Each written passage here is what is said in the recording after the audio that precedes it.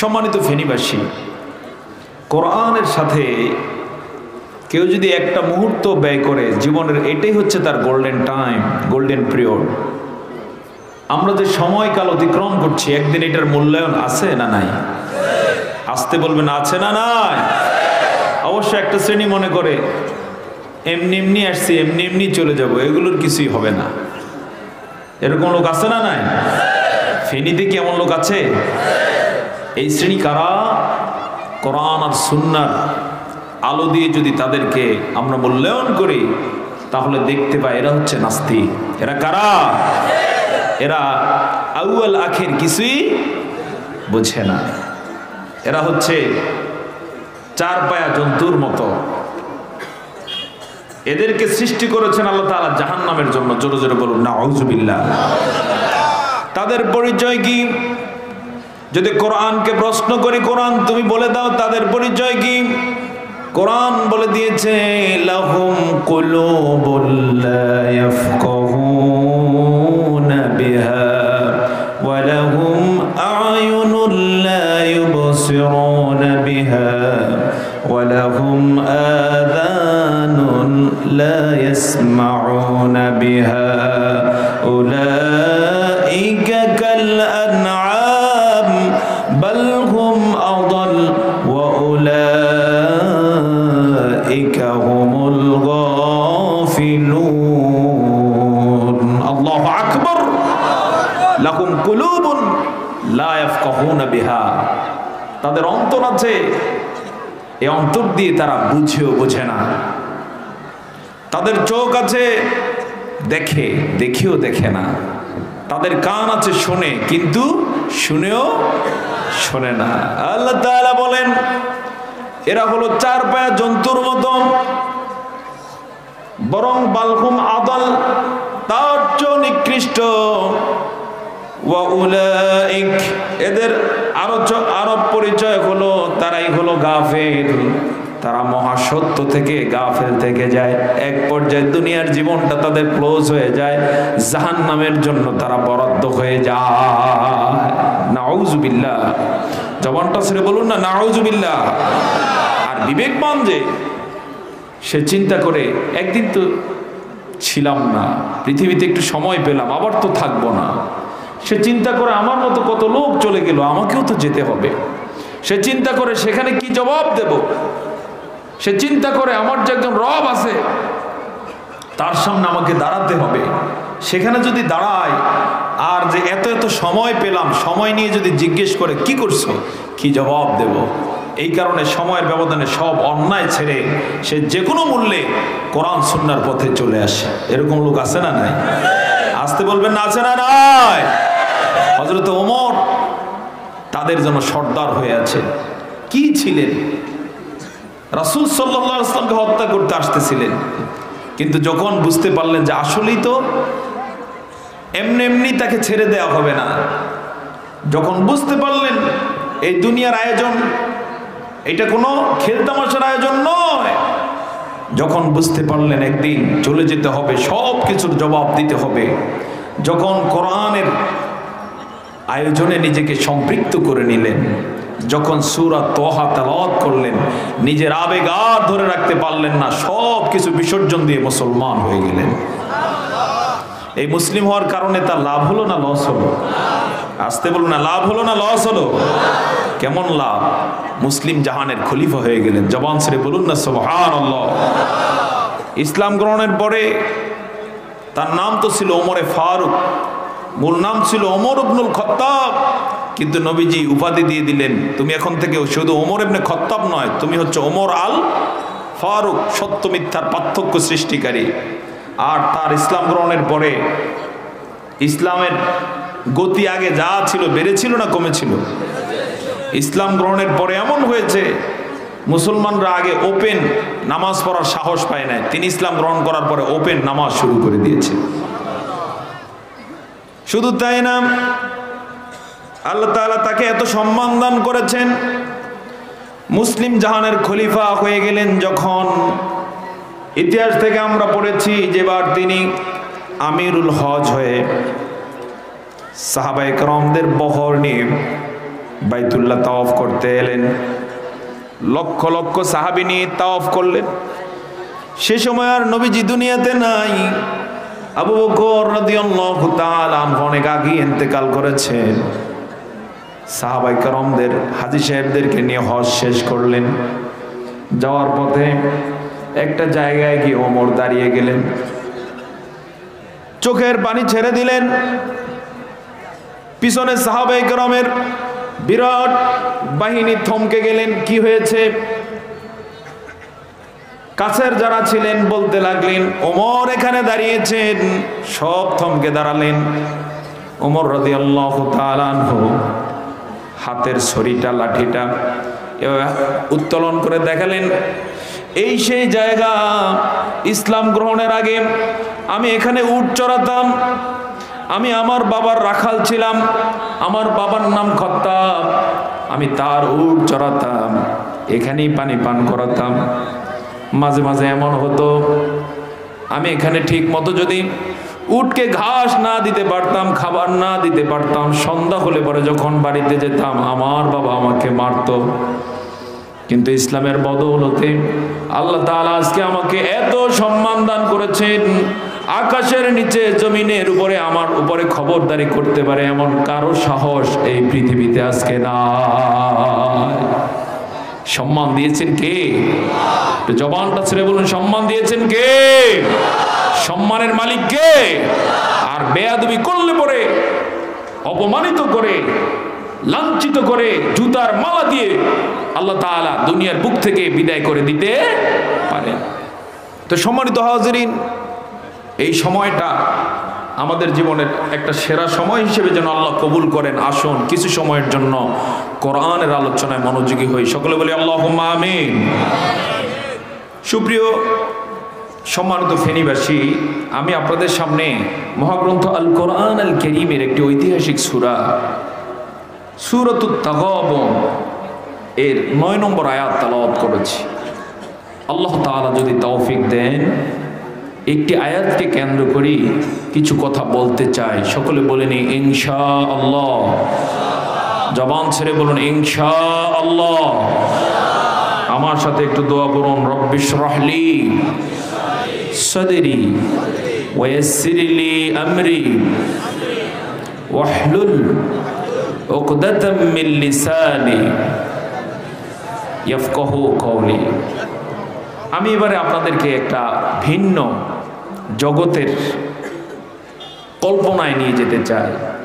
একটু চিন্তা করুন তো, একদিন আমরা এখানে থাকবো না।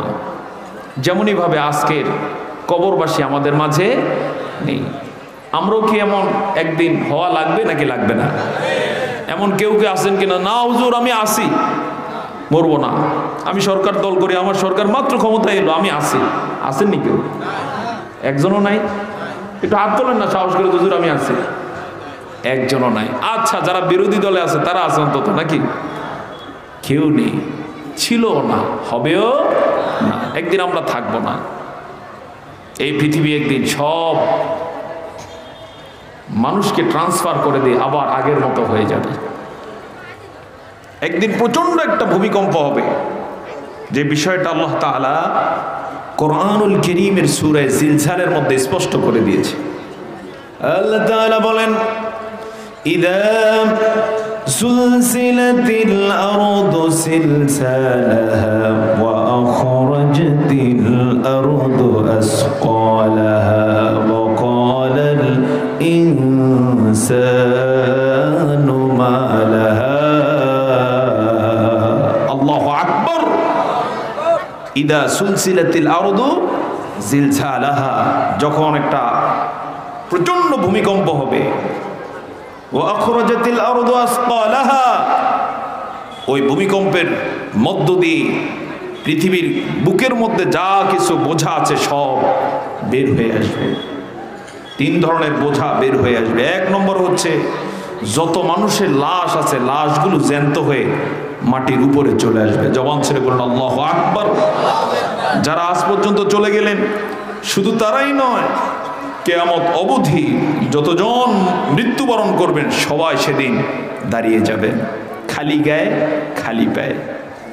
দ্বিতীয়ত, এই জমিনের উপরে যত ধরনের আমল আজকে হচ্ছে, এক শ্রেণী নেকের কাজ করে যাচ্ছে, নির্দ্বিধায় ভালো কাজগুলো তারা করে যায়, হয়তোবা কেউ মূল্যায়ন করে কেউ করে না, কিন্তু তারা কারো পরোয়া না করে ভালো কাজ করে যায়।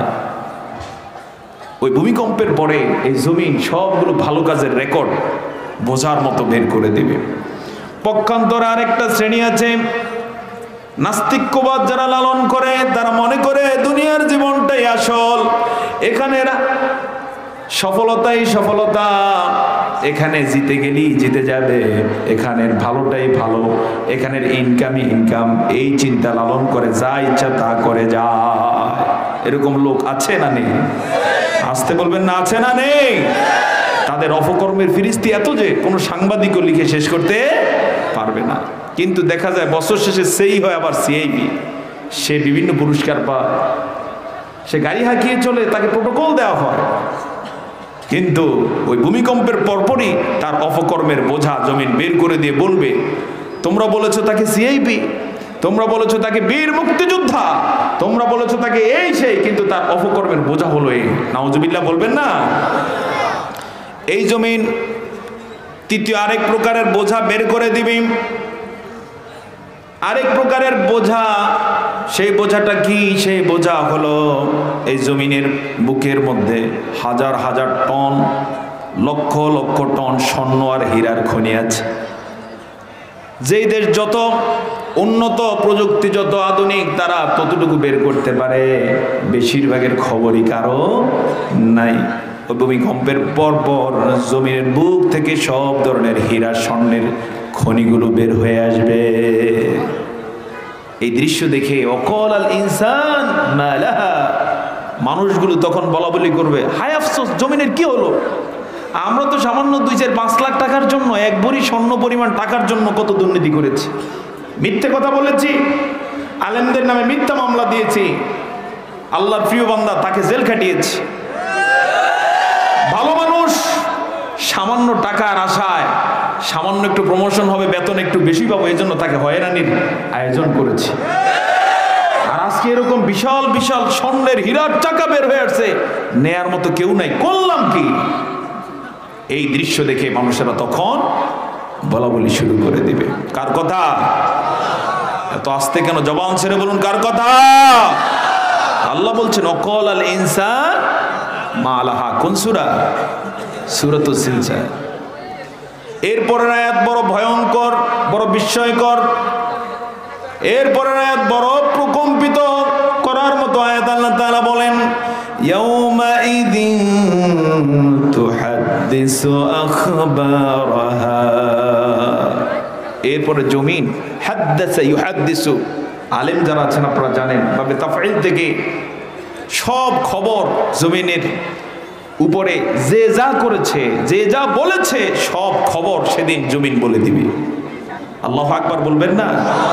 সেখানে এই তথ্যটুকু আসবে ইনশাআল্লাহ বিইজনিল্লাহ, যে আমরা আজকে ফেনীর এই পরশুরামের ময়দানে যতক্ষণ পর্যন্ত বসে আছে কোরআন শুনছি, এই নেকের কাজটুকুর রিপোর্টটাও একদিন জমিন আমাদের পক্ষে দিয়ে দিবে আল্লাহর কাছে। আলহামদুলিল্লাহ বলুন। পক্ষান্তরে আল্লাহ না করুন এমন কেউ হতে পারে এই সময় বসে বসে গেম খেলতেছে, অপকর্ম করছে জমিনের কোনো জায়গায় বসে, জমিন সেই রিপোর্টটা আল্লাহর কাছে পেশ করবে। আল্লাহ তাআলার এই প্রযুক্তি আছে না নাই? এতটুকু ক্ষমতা তার আছে না নাই? সুবহানাল্লাহ। তো সম্মানিত হাজিরিন, সেই প্রকম্পনের পরে, এই আয়োজনের পরপরই একটা হিসাব নিকাশের দিন আছে। কোরআনের ভাষায় যেটাকে বলা হয়েছে ইয়াউমুত তাগাবুন। কি দিন বলা হয়েছে? ইয়াউমুত তাগাবুন। বলুন তো, ইয়াউমুত তাগাবুন। ইয়াউমুন শব্দের অর্থ হচ্ছে দিন, তাগাবুন শব্দের অর্থ হচ্ছে হার জিত, হয় হেরে যাবে অথবা জিতে যাবে। আমরা পরকালে হারতে চাই না জিততে চাই? কে কে আছেন যে হুজুর আমি হারতে চাই? একজনও নাই। তাহলে আমরা কি করতে চাই? জিততে চাই। এই জিতার জন্য আমরা একটু স্লোগান দিই আল্লাহর নামে, লিল্লাহে তাকবীর। এত আস্তে নিজের দল যখন বিজয় লাভ করে, রাত 3টা বাজেও স্লোগান দেয় নাকি দেয় না? এই স্লোগান দিয়ে আজ পর্যন্ত কারো চারে না লাভও হয় নাই। কোনো খেলোয়াড় আজ পর্যন্ত বাংলাদেশে ওই জিতার পরে তাদের নামে স্লোগান দেওয়ার কারণে একটা চকলেটের পয়সাও দেয় না। বাস্তব না বাস্তব? কিন্তু বাঙালি এত বলা চলে আবেগী, সেখানে স্লোগানটা ঠিক মতোই দেয়। অবশ্য সব না, আমি বাঙালি বলছি, অর্থাৎ যারা অপরিণামদর্শী বেশিরভাগ। আর হার জিত যেদিন চূড়ান্ত হয়ে যাবে, চূড়ান্ত সফল এবং ব্যর্থ হওয়ার দিন, সেই ইয়াউমুত তাগাবুন সম্পর্কে একটু স্লোগান দেওয়া দরকার। সেটা কত লুফে নেওয়া দরকার। আবারও একটু স্লোগান দিচ্ছি, লিল্লাহে তাকবীর। সেই দিনটা হচ্ছে ইয়াউমুত তাগাবুন। সেদিন কারা জিতে যাবে, কারা হেরে যাবে, যেই সূরায় তুলে ধরা হয়েছে, সূরাটির নাম হলো সূরাতুত তাগাবুন। বলুন তো, সূরাতুত তাগাবুন। কোরআন এই সূরাটি আল্লাহ তাআলা দান করে রেখেছেন। সেই সূরা থেকেই আমি একটি আয়াত তেলাওয়াত করেছি। টার্গেট ছিল 2টা আয়াত তেলাওয়াত করব। পরে সব মিলিয়ে চিন্তা করলাম 2টা আয়াতের আলোচনা করতে গেলে দীর্ঘ আলোচনা দরকার। একটা আয়াতের উপরে কিছু কথা বলে যাই। আল্লাহ তাআলার কাছে তৌফিক কামনা করছি, আয়াতের আলোচনায় তিনি আমাদেরকে যে বিষয়টা তুলে ধরলে বলে আমি সহকারে সবার জন্য কল্যাণকর হবে, নাজাতের ওসিলা হবে, তিনি সেই কথাটুকুই বলার তৌফিক দান করুন। সকলে বলে আল্লাহুম্মা আমিন। আমার বন্ধুগণ, আল্লাহ তাআলা বলেন, ইয়াউমা ইয়াজমাউকুম লিয়াউমিল জামআ। সেদিনে তিনি তোমাদেরকে সেই মহা সমাবেশের জন্য জমা করবেন। অর্থাৎ কিয়ামতের দিনে সব মানুষগুলোকে তিনি জমায়েত করবে। মানুষের জমায়েত যত বেশি হয় সেখানের অবস্থাটা কেমন হয় একটু বোঝার জন্য বলছি। ধরেন ফেনী এলাকাতে যত মানুষ আছে সব যদি এক মাঠে আসে কেমন হবে বিষয়টা? হ্যাঁ, বড় ভয়াবহ হবে না? জায়গা দেওয়ার মতো কি হবে না, সুযোগ হবে না। কিন্তু সেই ভয়াবহ দিনে কিয়ামতের সেই প্রেক্ষাপটে শুধু এক এলাকার মানুষ বিষয়টা এমন নয়, বা 2024 সালে যারা আছে তারা নয়, আদম আলাইহিস সালাম থেকে শুরু করে কিয়ামত অবধি যতজন এসেছিলেন এবং আসবেন, নবী রাসূল সহকারে সবাই সেদিন একত্রিত হবেন। সবার একত্রিত করবেন কে? একটু জবানটা ছেড়ে বলুন না, কে? সব একত্রিত হয়ে যাবে। মানুষ অবাক হবে যে বাবাকে হারিয়েছিল হয়তোবা 1980 সালে, বাবার ইন্তেকালের পরে সন্তান কেঁদে কেঁদে বুক ভাসিয়েছে, স্মরণে পড়লেই কাঁদত। সেদিন দেখতে পাবে সেই বাবা তার সামনে উপস্থিত আছে। সুবহানাল্লাহ বলবেন না? শুধু বাবা নয়, বাবার বাবা, তার বাবা, তার বাবা, এভাবে 14 পুরুষ, 16 পুরুষ, 20 পুরুষ থেকে শুরু করে আদম আলাইহিস সালাম পর্যন্ত সব সেদিন আল্লাহর সামনে হাজির হয়ে যাবে। কিন্তু আমার বন্ধুগণ, দৃশ্যটা বড় বিস্ময়কর থাকবে। কারো পায়ে জুতা থাকবে না, গায়ে কোনো পোশাক থাকবে না, উলঙ্গ আর উলঙ্গিনী হয়ে দাঁড়াবে। সেদিন কেউ কারো পরিচয় নিতেও চাবে না, দিতেও চাবে না। অবস্থা বড় বেগতিক হয়ে যাবে। কোরআনুল কারীমের মধ্যে আল্লাহ তাআলা অবস্থাটা তুলে ধরেছেন এভাবে, ইয়াউমা ইয়াফিরুল মারউ মিন আখিহি ওয়া উম্মিহি ওয়া আবিহি ওয়া সাহিবাতিহি ওয়া বানিহি লিকুল্লি ইমরিইন মিনহুম ইয়াউমাইযিন শাআনুন ইউগনিহি। আল্লাহু আকবার।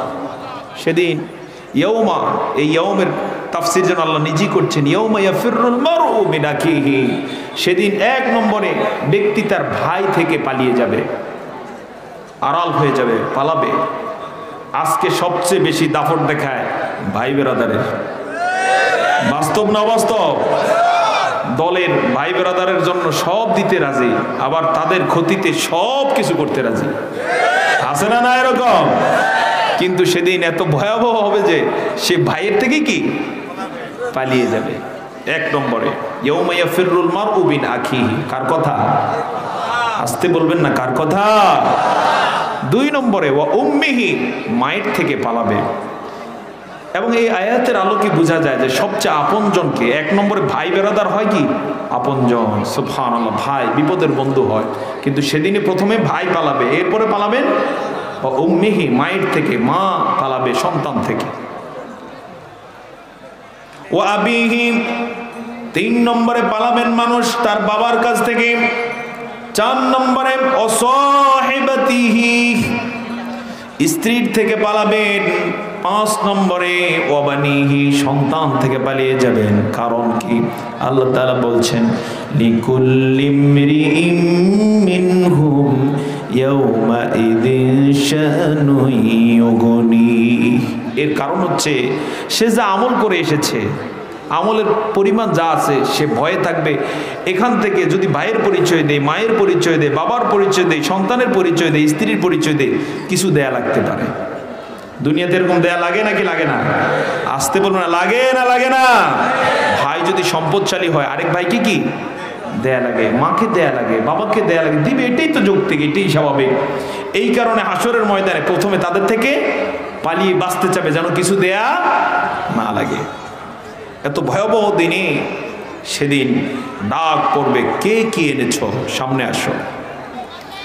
আমার বন্ধুগণ, সেই দৃশ্যটাই আল্লাহ তাআলা সূরাতুত তাগাবুনের মধ্যে ধরে বলছেন, যালিকা ইয়াউমুত তাগাবুন, এই সেই দিন যেই দিনে হার জিত হয়ে যাবে, কেউ হেরে যাবে।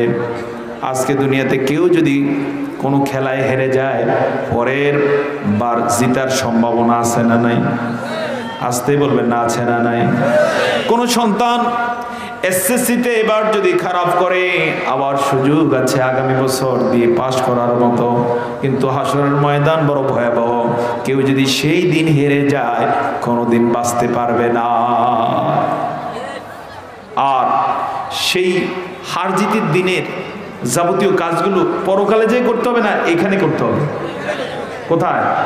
এজন্যই বলা হয় আদ-দুনিয়া মাজরাতুল আখিরা। একটা প্রবাদ বাক্য, বলুন তো, আদ-দুনিয়া মাজরাতুল আখিরা। দুনিয়া হচ্ছে আখিরাতের ক্ষেতের মতো। ক্ষেতে যিনি যত ভালো ফসল ফলাবেন, তিনি তত ভালো ফসল সময় মতো কি করবেন? উত্তোলন করবেন। এই যে ইরির সময়ে ইরি ধান যারা করেন, ইরি ধানের ফল তারা পান নাকি যে করে না তারা পায়? যারা করেন তারাই পান। ঠিক মতো যারা শেষ কাজ করেছেন, এরপরে যা সার দেওয়ার দরকার ছিল দিয়েছেন, পানি দিয়েছেন, এরপরে আগাছা দমন করেছেন, পরিচর্যা করেছেন, তারাই সেটা উত্তোলন করেন। আমার বন্ধুগণ, হাসরের ময়দান হবে ইন্ডিভিজুয়াল, পার্সোনালি। আপনি কি করছেন, কি করতেছেন, কি করবেন, এটার সুফল অথবা এটার ব্যর্থতা আপনার জন্যই বরাদ্দ। তো আল্লাহ তাআলা সেটাই বলছেন, যালিকা ইয়াউমুত তাগাবুন, সেই দিনটা হয়ে যাবে হার এবং জিতের দিন। যারা এখানে ভালো কাজ করবে, আল্লাহ তাআলার ভাষায় কি সেই ভালো কাজ? ওয়া মান ইউমিনু বিল্লাহি ওয়া ইয়ামালু সলিহা। ওয়া মান ইউমিন বিল্লাহ, এক নম্বরে যে আল্লাহর প্রতি ঈমান আনবে, ওয়া ইয়ামাল সলিহা, এবং সৎ কাজ করবে, ইউকাফির আনহু সাইয়্যাতিহি, সেই দিনে ওই ঈমান আর সৎ কাজ তার সব অপকর্মের প্রায়শ্চিত্ত হয়ে যাবে। অর্থাৎ আল্লাহর প্রতি ঈমান এনে সৎ কাজ করে যদি কেউ যেতে পারে, তাহলে আল্লাহ তাআলা বাকি যত গুনাহ আছে সব তার মাফ করে দিবেন। এত আস্তে জবান ছেড়ে বলুন না সুবহানাল্লাহ। ঈমান মানুষের বড় নেয়ামত, ঈমান মানুষের বড় দৌলত। ঈমান কত বড় নেয়ামত, ভাষায় প্রকাশ করা সম্ভব নয়। এই জন্যই তো কবিরা বলেছেন, ঈমানের পথে অবিচল থেকে আমার মরণ যেন হয়। ঈমানের পথে অবিচল থেকে আমার মরণ যেন হয়। তোমারই কাছে মিনতি আমার, তোমারই কাছে মিনতি আমার, মহামহিম দয়াময়। ঈমানের পথে অবিচল থেকে আমার মরণ যেন হয়। সকল বলি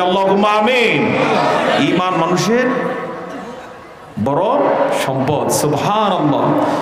যারা আল্লাহর প্রতি ঈমান আনবেন, বিপদে মুসিবতে দুনিয়াতে সে কখনো ভেঙে পড়বে না, সে কখনো টলে যাবে না, বাতিলের কাছে সে কখনো মাথা নত করবে না, বরং পরিচয় দিবে খাব্বাব খুবাইবদের মতো। আপনারা জেনে থাকবেন হযরতে খাব্বাব রাদিয়াল্লাহু তাআলা আনহুকে যখন হত্যা করা হচ্ছিল, তাকে অনেক অফার দেওয়া হয়েছে যে তুমি ইসলাম ছেড়ে দাও, আমাকে দলে আসো, তাহলে তোমাদের মুক্তি দিয়ে দেওয়া হবে। বলছেন অসম্ভব। সুবহানাল্লাহ বলবেন না? এক পর্যায়ে বলছে তুমি এক কাজ করো, মুহাম্মদকে একটা গালি দাও, তাহলে তোমাকে ছেড়ে দেব। আগেই বলুন নাউজুবিল্লাহ। তিনি কি বললেন? ইতিহাস সাক্ষী, তিনি বললেন রাসূল সাল্লাল্লাহু আলাইহি ওয়াসাল্লামকে গালি দেয়া তো দূরের কথা, রাসূলুল্লাহ সাল্লাল্লাহু আলাইহি ওয়াসাল্লামের একটা পশমের ক্ষতি হবে আর বিনিময়ে আমাকে মুক্তি দেয়া হবে, আমি সেটাও বরদাস্ত করব না। পরবর্তীতে তাকে শহীদ করে দেয়া হলো এবং তার শাহাদাতের ঘটনা বড় ভয়াবহ ছিল। এক পর্যায়ে তাকে শুলিতে নেয়ার আগে প্রথমে তার ডান হাতটার উপরে কোপ দিয়ে কেটে ফেলা হয়। জ্যান্ত মানুষের ডান হাত কেটে ফেলা কত ভয়াবহ।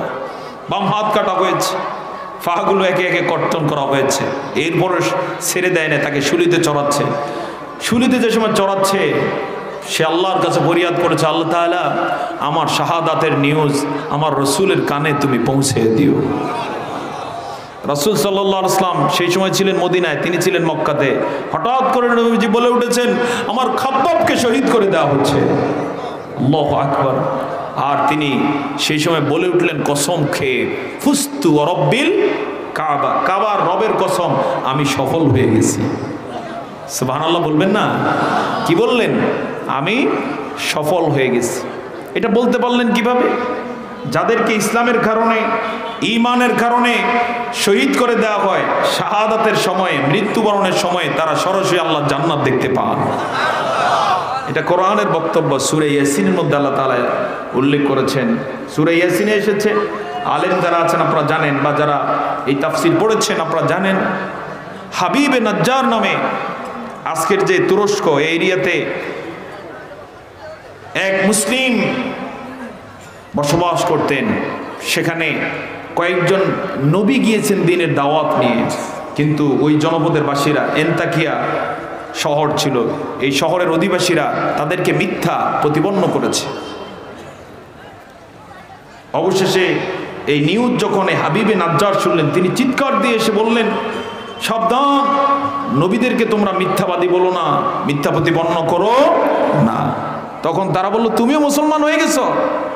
তিনি বললেন ওমা লিয়া লা আ'বুদুল্লাযী ফাতারানি ওয়া ইলাইহি তুরজাউন, আমার কি হলো, আমি সে আল্লাহর দাসত্ব করব না যিনি আমাকে সৃষ্টি করলেন। ফাতারানি ওয়া ইলাইহি তুরজাউন, তোমরা যার কাছে ফিরে যাবে, যিনি আকাশ সৃষ্টি করলেন, জমিন সৃষ্টি করলেন।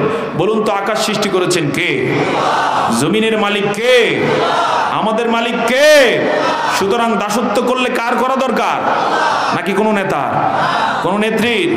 দাসত্ব চলবে কার? তিনি সেই ঘোষণা দিলেন। কিন্তু জালেমেরা সাধারণত ধর্মের কাহিনী শুনে না, চোর না শুনে ধর্মের কাহিনী। অবশেষে তারা তার উপরে অ্যাটাক করেছে। এক পর্যায়ে যখন তাকে হত্যা করা হচ্ছে, তার লাশের উপরে নাচানাচি করছে, তার প্রাণ যখন বের হয়ে যাবে, হঠাৎ করে সবাই দেখতে পাচ্ছে সে হেসে উঠেছে। সে হেসে উঠে বলছে হায় আফসোস আমার জাতির জন্য, ওরা যদি বুঝতে পারতো আমার রব আমাকে মাফ করে দিয়েছে। এবং আয়াতের তাফসিরে এসেছে তিনি যখন ইন্তেকাল করছেন, আল্লাহ তাআলা তিনি যে জান্নাতে যাচ্ছেন শহীদ হওয়ার কারণে, ফেরেশতাদেরকে বললেন আমার হাবিবকে সে জান্নাতটা দেখিয়ে দাও। ওই দৃশ্য দেখে তিনি চিন্তা করলেন ওরা আমাকে যা টর্চার করছে এর চেয়ে হাজার লক্ষ গুণ দামি হচ্ছে আল্লাহর জান্নাত। সুবহানাল্লাহ বলুন না। আর এটা তাদের জন্য প্রযোজ্য যারা ঈমান আনয়ন করে। বেঈমানরা এই মজা বুঝবে না। মিষ্টির কত স্বাদ, যার মুখ নাই সে কোনোদিন বুঝবে, যার জিহ্বা নাই সে কোনোদিন বুঝবে, যার জিহ্বা আছে, রুচি ভালো, সুস্থ আছে, সেই বুঝবে মিষ্টির কত মজা। যে ঈমান এনেছে আল্লাহর প্রতি, যে ঈমান এনেছে রাসূলের প্রতি, যে ঈমান এনেছে পরকালের প্রতি, সে সত্য বিষয়কে যেমন বুঝবে, নাস্তিক মুরতাদরা কোনোদিনই তেমন বুঝতে পারবে না। তো আমার বন্ধুগণ, হাসরের ময়দানে জিতে যাবেন তারা, জিতবেন তারা এক নম্বরে যারা আল্লাহর প্রতি ঈমান আনয়ন করবে। সুবহানাল্লাহ। কার প্রতি ঈমান? আল্লাহর প্রতি ঈমানের অনেক ব্যাখ্যা, এর মধ্যে একটা হচ্ছে যা করতে হবে কার জন্য করতে হবে? একটু আস্তে বলবেন না, জোরে বলুন, কার জন্য? আজকের সমাজের বেশিরভাগ মানুষ কার জন্য করে সব? হ্যাঁ, অনেকে অনেকের জন্য করে, যেমন উঠতি বয়সী যারা, হ্যাঁ, অবৈধ প্রেম প্রীতি আছে না নাই? জীবন দিয়ে এলাম তোর জন্য, আছে না না এরকম? কিন্তু সময় মতো আর খুঁজে পাওয়া যায় না। যে রাতের বেলা বললো জীবন দিয়ে ফেলবে, দেখে সে আরেকজনের সাথে, আছে না নাই? অথচ আল্লাহ তাআলা শিখিয়েছেন কি? কুল ইন্না সলাতি ওয়া নুসুকি ওয়া মাহইয়ায়া ওয়া মামাতি লিল্লাহি রাব্বিল আলামিন। তুমি বলো আমার জীবন, আমার মরণ, আমার সালাত, আমার কুরবানি সব কিছু কার জন্য? এভাবে যে বলতে পারে তার জীবনটাই সফল হয়ে যায়। তার জন্য জান্নাতে হুর গিলমান আছে না নাই? আসতে বলবেন, আছে না নাই? বিশাল আয়োজন রেখে দিয়েছেন। সেই দিনটার নামই হলো ইয়াউমুত তাগাবুন, হার জিতের দিন। তো আমার বন্ধুগণ, আল্লাহর প্রতি যারা ঈমান আনে তারা কোনোদিন এই জাতীয় কথা বলতে পারে না, কোনোদিন তাদের জবান থেকে এই জাতীয় অনর্থক কথা বের হবে না যে আমি তোমার জন্য সব কিছু করি। বরং তার যত কাজ সব করেন তিনি কার জন্য? আর আল্লাহর জন্য যত কাজ হয় সেই কাজটাই হয় সাজানো, গোছানো, সুন্দর, সফল। এই যে মাহফিলটা আপনারা করেছেন কার জন্য? আসতে বলবে না, কার জন্য? এজন্য কাজটা কি সুন্দর। যদি নেতার জন্য হইতো, হ্যাঁ, কোনো নেতার জন্য যদি করতেন তাহলে কয়েক দফা গন্ডগোল সন্ধ্যা থেকে হইতো নাকি হইতো না? এত সুন্দর করে ময়দানে কেউ আমরা বসতাম? বলতাম শীতের মধ্যে কে বসে? আমরা দেখেছি রাষ্ট্রের একবারে টপ লেভেলের লোক ময়দানে আছে, কিন্তু কর্মীরা দেয়াল টপকে টপকে পালাচ্ছে। ঘটনা আছে না নাই? এর কারণ কি? মানুষের জন্য মানুষ এভাবে কি দেয়? ফাঁকি দেয়। কিন্তু আল্লাহর জন্য যদি হয় কোনোদিন দেয়াল টপকাতে দেখবেন না, বরং যদি জীবন দেওয়ারও প্রশ্ন আসে দাঁড়িয়ে যায় জীবন দেওয়ার জন্য। সুবহানাল্লাহ। এই জন্য আল্লাহ তাআলা বলেন সেদিন জিতে যাবে তারা এক নম্বরে যারা ইউমিন বিল্লাহ, আল্লাহর প্রতি ঈমান আনবে। দুই নম্বরে ওয়া ইয়ামাল সলিহা, এবং সৎ কর্মসমূহ করবে। সৎকর্ম কি আমরা কম বেশি সবাই জানি। আমি এক বাক্যে সৎকর্মের পরিচয় দিচ্ছি, শুনতেছেন আপনারা? সৎকর্ম আল্লাহ তাআলা কোরআনুল কারীমে যত আদেশ নিষেধ করেছেন, আল্লাহ তাআলা কোরআনুল কারীমে যত আদেশ নিষেধ করেছেন, রাসূলের তরিকা অনুযায়ী করাই হচ্ছে আমলে সলেহ। ক্লিয়ার কিনা? এক বাক্যে। আর বলার দরকার নেই এটা আমলে চলে, এটা আমলে চলে, এটা আমলে চলে না, এভাবে না। আল্লাহ তাআলা কোরআনুল কারীমে যত আদেশ নিষেধ করেছেন রাসূলের তরিকা অনুযায়ী করার নামই আমলে সলেহ। এই আমলে সলেহ যারা করবে আদালতে আখিরাতে মিজানের পাল্লায় ওজন যখন দেয়া হবে দেখা যাবে তাদের নেকের পাল্লাটা ভারী হয়ে গেছে। নেকের পাল্লা তাদের ভারী হয়ে যাবে। আল্লাহ তাআলা নিজেই বলেছেন ফামান ইয়ামাল মিসকালা যাররাতিন খায়রান ইয়ারা ওয়া মান ইয়ামাল মিসকালা যাররাতিন শাররান ইয়ারা। এবং তিনি আবার সূরা কোরিয়ার মধ্যে ব্যাখ্যা দিয়েছেন, সেখানে আরো বিভিন্ন সূরায় তিনি বলে দিয়েছেন এক পর্যায়ে যাদের নেকের পাল্লাটা ভারী হয়ে যাবে ফাআম্মা মান সাকুলাত মাওয়াজিনুহু ফাহুয়া ফি ঈশাতির রাদিয়া, চিরদিনের আনন্দের জীবন তারা পেয়ে যাবে। সুবহানাল্লাহ বলতে পারলেন না? চিরদিনের কিসের জীবন পাবে? আনন্দের জীবন, যেই জীবনে আর ব্যথা নাই, টেনশন নাই। দুনিয়াতে যত সুন্দর জীবনই হোক না কেন টেনশন আছে না নাই? আসতে বলুন, আছে না নাই? এই যে যারা ক্ষমতায় যায় টেনশনে থাকে কবে 5 বছর শেষ হয়ে যায়, কি আছে না নাই? বিয়ে করছে এত সুন্দর বউ বাসায়, টেনশনে থাকে কোত্থেকে খাওয়াবে, কিভাবে চলবে, ইত্যাদি ইত্যাদি। অর্থাৎ টেনশনের কোনো কমতি নাই। আর জান্নাতে যদি একবার যাওয়ার সুযোগ হয় কোনো টেনশন নাই। সুবহানাল্লাহ। বরং নেয়ামত আর নেয়ামত দিবেন কে? আল্লাহ তাআলা বলেছেন। এরপরে তিনি বলেন ওয়ায়ুকাফিরু আনহু সাইয়্যাতিহি, যারা ঈমান আনবে, সৎ কাজগুলো করবে, জীবনে যত গুনাহ করেছে ঈমান আর সৎ কাজের কারণে সবগুলো গুনাহ তিনি তাদের মুছে দিবে। এরপরে তিনি হাসরের ময়দানে হার জিতের দিনে তাদের জন্য আরো কি রেখেছেন বলছেন ওয়ায়ুদখিলহু জান্নাতিন তাজরি মিন তাহতিহাল আনহার খালিদিন ফিহা আবাদা। জোরে জোরে বলুন সুবহানাল্লাহ। এবারে একটু মনোযোগী হয়ে শুনুন। আল্লাহ তাআলা বলছেন ওয়ায়ুদখিলহু, এখানে আলেম যারা আছেন আপনারা জানেন আদখালা ইউদখিলু থেকে ওয়ায়ুদখিলহু, তিনি নিজ দায়িত্বে তাকে প্রবেশ করাবেন। কোথায়? এমন এমন জান্নাতগুলোতে যেগুলোর তলদেশ দিয়ে নহরগুলো প্রবাহিত। সুবহানাল্লাহ। প্রথমে দায়িত্ব নিচ্ছেন তিনি, যেহেতু তার প্রতি ঈমান ছিল, কারো আয়ত্তে দিয়ে, যে পীর সাহেবের আয়ত্তে দিয়ে দিলাম, জান্নাত পাইলে পাইলো না পাইলে নাই, বিষয়টা এমন নয়। বা দুনিয়ার বড় নেতারা পাতি নেতাদের অধীনে কর্মীদেরকে ছেড়ে দেয়, এজন্য কেউ পায় কেউ পায় না, এই নিয়ে ক্ষোভ আছে না নাই? আল্লাহ তাআলার বিষয়টা জান্নাতের এমন নয়। তিনি বাবে এফালের শব্দ ব্যবহার করে বলছেন নিজ দায়িত্বে তিনি জান্নাতে প্রবেশ করাবেন।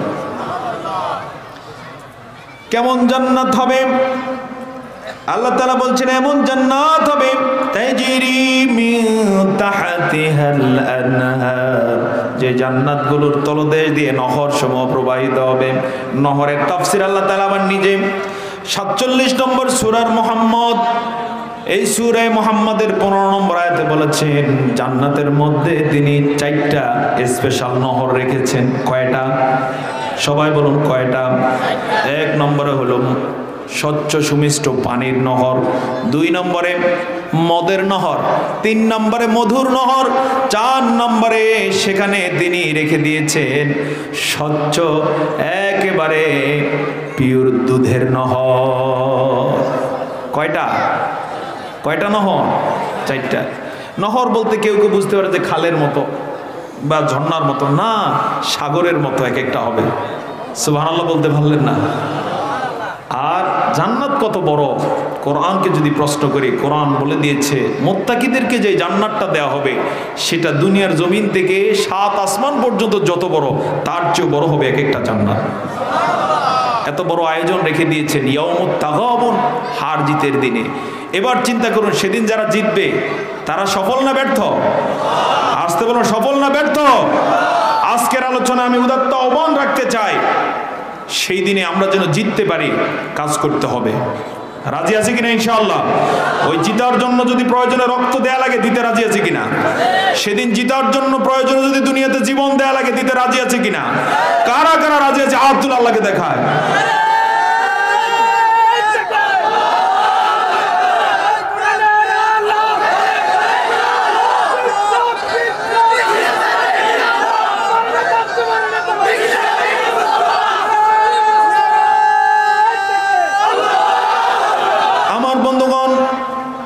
সেই দিনে যারা জিতে যাবে সেটাই হলো সফলতা।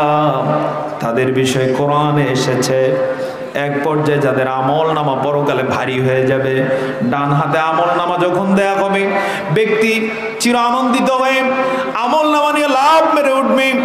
যারা দুনিয়াতে তাকে ভালো কাজ করার কারণে মাঝে মাঝে গালি দিয়েছে, মামলা দিয়েছে, মিথ্যা অপবাদ দিয়েছে, জেলে ঢুকাইছে, এই জাতীয় লোকদেরকে সেদিন সে আমল নামাটা দেখাবে, বলবে দেখো এই আমল করার কারণে তোমরা আমাকে গালি দিয়েছো, আমার নামে মামলা দিয়েছো, আমাকে জেলে ঢুকিয়েছো, আমাকে জেলখানায় হত্যা করেছো, আজকে সে আমলের মূল্যায়ন পেয়ে গেছি, আল্লাহ আমাকে মাফ করে দিয়েছে।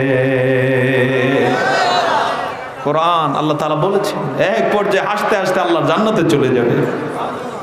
পক্ষান্তরে আমার বন্ধুগণ, যারা দুনিয়ার জীবনটাকে মনে করবে আসল, মনে করেছে এই দিনই দিন, আর দিন আসবে না, যারা মনে করেছে সে আর মরবে না, আল্লাহ তাআলার ভাষায় ওয়াল্লাযীনা কাফারু ওয়া কাযযাবু বিআয়াতিনা উলাইকা উলাইকা আসহাবুন নারি খালিদিনা ফিহা ওয়া বিসাল মাসীর। নাউযুবিল্লাহ। পক্ষান্তরে ওয়াল্লাযীনা কাফারু, যারা কুফরি করেছে, মহাসত্যকে অস্বীকার করেছে, আল্লাহ তাআলা যা বলেছেন ঠিক মতো মানে নাই, ওয়াকাযযাবু বিআয়াতিনা, আল্লাহ তাআলা বলেন আমার আয়াতগুলোকে মিথ্যা প্রতিপন্ন করেছে, আমার আয়াতকে মিথ্যা বলেছে। আল্লাহ তাআলা বলেছেন সুদ খেও না, কিন্তু সুদ খেয়েছে। আল্লাহ তাআলা বলেছেন জুলুম করো না, কিন্তু জুলুম করেছে। এরকম লোক আছে না? না।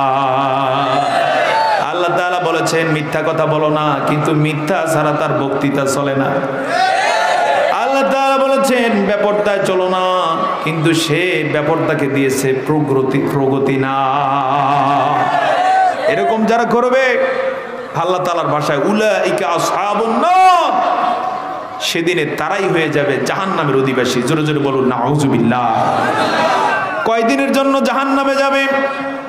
কোরআনকে যদি প্রশ্ন করি, কোরআন বলে দিয়েছে খালিদিনা ফিহা, একদিন দুই দিন নয়, 1000 2000 বছর নয়, 1 লক্ষ 1 কোটি বছর নয়, বরং চিরদিনের জন্য তারা জাহান্নামের অধিবাসী হয়ে যাবে।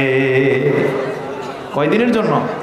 চিরকালের জন্য। নাউযুবিল্লাহ। ওয়া বিসাল মাসীর, আল্লাহ তাআলা বলেন সেটা কতই না নিকৃষ্ট প্রত্যাবর্তন স্থল। যে যাবে সেও কত নিকৃষ্ট, আর যেখানে যাবে সেটা কত ভয়াবহ নিকৃষ্ট স্থান। জোরে জোরে বলুন নাউযুবিল্লাহ। সম্মানিত হাজিরিন, এই হচ্ছে আলোচনার জিস্ট কথা। এবারে আমি আপনাদের উদ্দেশ্যে যে জান্নাতটা যারা জিতে যাবে তাদেরকে দেওয়া হবে, এই বিষয়ে দুই একটি কথা বলতে চাই। আপনাদের কষ্ট হচ্ছে? কিছু ভাইয়েরা পিছনে সম্ভবত জায়গা পাচ্ছেন না, আপনারা বসে যান। কিপ সাইলেন্ট, নীরবতা আমরা কামনা করছি। আমার বন্ধুগণ, জিতে যাবে যারা, তাদেরকে যে জান্নাতটা দেওয়া হবে, কত দামি সেই জান্নাত যদি প্রশ্ন করি, রাসূলুল্লাহ সাল্লাল্লাহু আলাইহি ওয়াসাল্লাম বলেছেন জান্নাতে চাবুক রাখার যে জায়গাটা হবে, মাওদাউ সাউতিন ফিল জান্নাহ খায়রুম মিনাদ দুনিয়া ওয়া মা ফিহা, জান্নাতের মধ্যে শুধু চাবুক রাখার যে জায়গাটা হবে, এই জায়গাটার দামও পৃথিবীর চেয়েও বেশি। জান্নাতটা বড় হচ্ছে দুনিয়ার জমিন থেকে 7 আসমান পর্যন্ত যত বড় এরিয়া, এর চেয়ে বড়। আর সেখানে চাবুক চিনেন কেউ? ঘোড়া যে দাবড়ায়, ঘোড়া দাবড়ানোর জন্য ব্যবহার করে কি? চাবুক। ওই যে মারবো চাবুক, চলবে ঘোড়া, তারপর কি যেন, ওরে বুবু সরে দাঁড়া আসছে আমার পাগলা করে একটা কবিতা পড়ছি না, এখানে চাবুক শব্দটা তো ব্যবহার করেছে। এই চাবুক কতটুকু? এতটুকু একটা চাবুক। এটা রাখার জন্য যে জায়গা হবে, রাসূল সাল্লাল্লাহু আলাইহি ওয়াসাল্লাম বলেছেন জান্নাতে অতটুকু জায়গারও এত দাম। সমগ্র পৃথিবী, যে পৃথিবীর মধ্যে আপনাদের ফেনী জেলাও আছে, আমাকে বাংলাদেশ টোটালটা শুধু নয়, এশিয়া, ইউরোপ, আফ্রিকা, উত্তর আমেরিকা, দক্ষিণ আমেরিকা, অস্ট্রেলিয়া, অ্যান্টার্কটিকা সহকারে সমগ্র পৃথিবী, এর মধ্যে যা আছে সব একত্র করে যত বাজার দর হবে, ওই দাম দিয়ে জান্নাতে চাবুক রাখার জায়গাটাও কেনা যাবে না। এবার চিন্তা করুন সেই জান্নাত কত দামি। জোরে জোরে বলুন না সুবহানাল্লাহ। সেই জান্নাত আল্লাহ রেখেছেন কি? আল্লাহ তাআলা সেখানে রেখেছেন হাদিসে কুদসি, মা লা আইনুন রাআত ওয়ালা উযুনু সামিআত ওয়ালা খাতারা আলা কলবি বাশার। এমন নেয়ামত তিনি সেখানে রেখেছেন, দুনিয়ার কোন চোখ কোনদিন এই নেয়ামত দেখে না। আল্লাহু আকবার। আজকে যদি কেউ প্রবাসে থাকে, কেউ যদি বড় ব্যবসায়ী হয়, বা কেউ যদি বড় কিছু হয়, সে কত কিছু দেখে। আল্লাহ তাআলা বলছেন জান্নাতে এত নেয়ামত রেখেছি কেউ কোনোদিন দেখে নাই। সুবহানাল্লাহ বলুন। সেই জান্নাত রেখে দিয়েছেন কাদের জন্য? যারা ঈমান আনবে আর কি কাজ করবে? সৎ কাজ করবে, তাদের জন্য এমন নেয়ামত রেখেছেন। ওয়ালা উযুনু সামিআত, কেউ কোনোদিন কান দিয়ে শোনে নাই যে এমন চমৎকার নেয়ামত হতে পারে। এমন কি ওয়ালা খাতারা আলা কলবি বাশার, কোনো মানুষ কোনোদিন অন্তর দিয়েও কল্পনা করে নাই এত উন্নত নেয়ামত তিনি রেখে দিয়েছে। সেই জান্নাতের মধ্যে আল্লাহ তাআলা কি আয়োজন রেখেছেন যদি কোরআন আর সুন্নাহর দিকে তাকাই, অসংখ্য বর্ণনা আছে নাকি নাই? যেমন হুরদের বিষয়ে বলেছেন আল্লাহ তাআলা, হুরুম মাকসুরাতুন ফিল খিয়াম ফাবিআইয়ি আলাই রাব্বিকুমা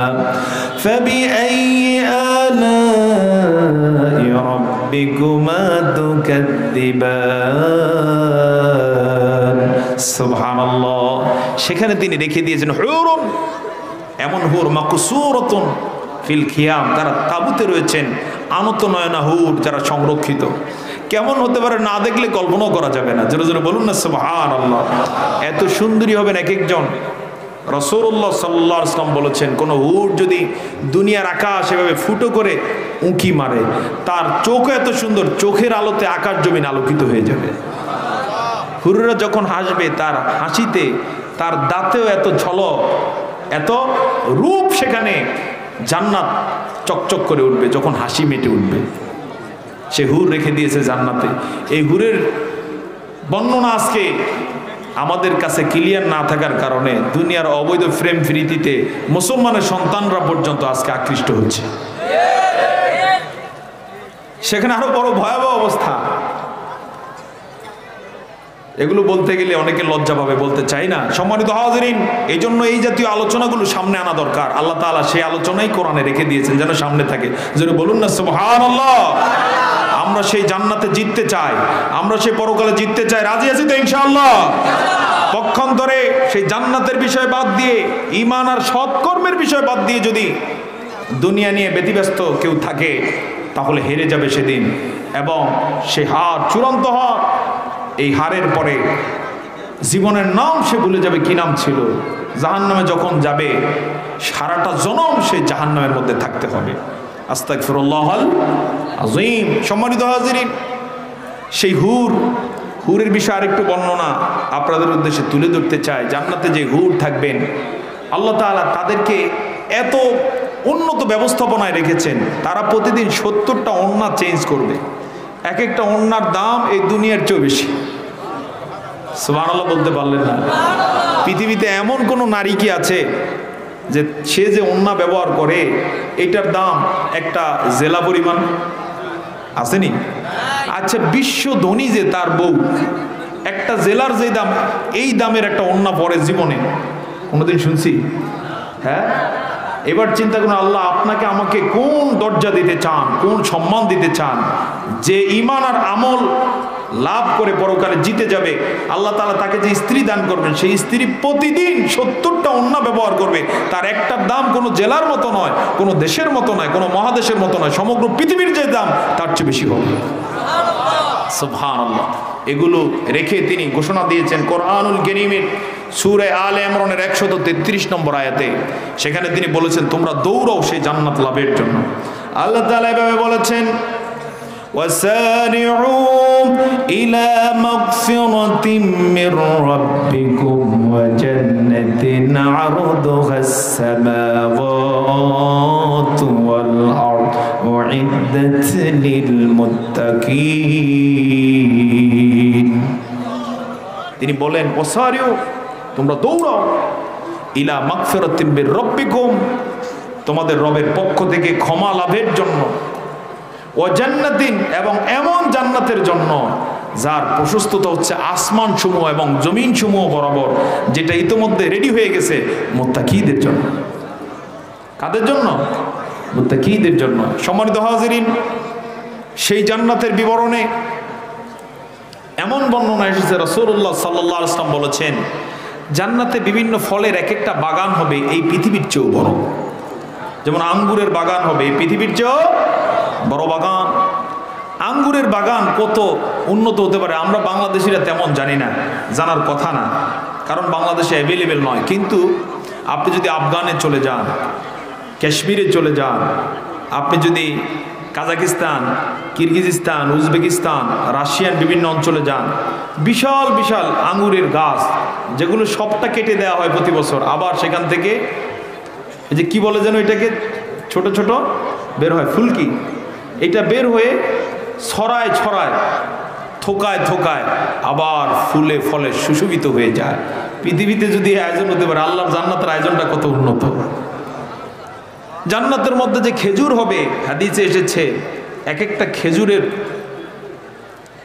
বড় হচ্ছে এমন যে এক একটা খেজুর এত বড় হবে যে আকারে একটা মুটকি সমান এক একটা খেজুর হবে। যার উদাহরণ দিতে গিয়ে রাসূলুল্লাহ সাল্লাল্লাহু আলাইহি ওয়াসাল্লাম বলেছেন সেটা তুলার চেয়েও নরম হবে, মধুর চেয়েও মিষ্টি হবে, দুধের চেয়েও কোনো কোনো খেজুর সাদা হবে, তার মুখে এক রকমের স্বাদ, তারপরে পিছন অংশে এক রকমের স্বাদ, উপরে এক রকমের স্বাদ, ভিতরে এক রকমের স্বাদ লাগবে। দাঁড়িয়ে খেলে এক রকম স্বাদ, বসে খেলে এক রকমের স্বাদ, বন্ধুদের সাথে খেলে এক রকমের স্বাদ, একা খেলে আরেক রকমের স্বাদ লাগবে। এত আয়োজন যেখানে রেখে দিয়েছে সেটাই হচ্ছে জান্নাত।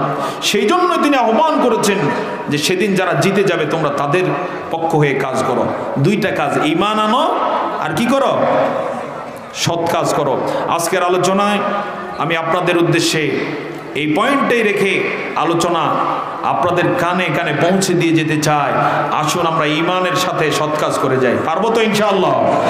কারা কারা রাজি আছেন এই বাক্যে হাত তুলুন। মাশাআল্লাহ, লিল্লাহে তাকবীর। তাহলে আমি বিশ্বাস করি এই পরশুরামের এলাকা চেঞ্জ হয়ে যাবে, পরশুরামের অবস্থা পরিবর্তন হয়ে যাবে। এখানে কোনো চোর থাকবে না, ডাকাত থাকবে না, জালেম থাকবে না, মিথ্যা মামলা আর হবে না ইনশাআল্লাহ। কি রাজি আছেন কিনা? আসুন না আমরা ভাই ভাই হয়ে যাই।